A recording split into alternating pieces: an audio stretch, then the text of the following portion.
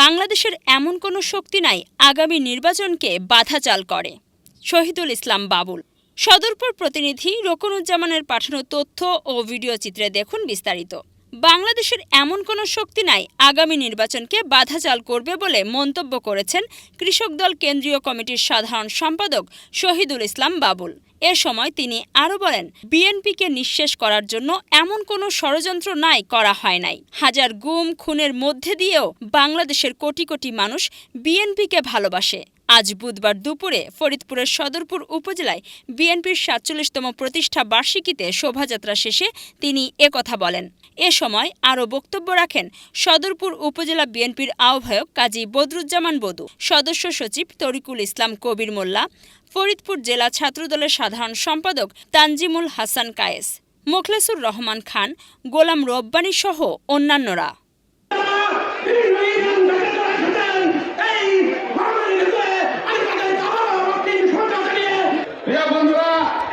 এই সংক্ষিপ্ত সমাবেশের প্রথমে আমি বহুদলীয় গণতন্ত্রের প্রবক্তা, বাংলাদেশের গণতন্ত্রের কৃষি বিপ্লবের মানব, বাংলাদেশের মুক্তিযুদ্ধের ঘোষক, বাংলাদেশের রাষ্ট্রপতি জিয়াউর রহমানকে যিনি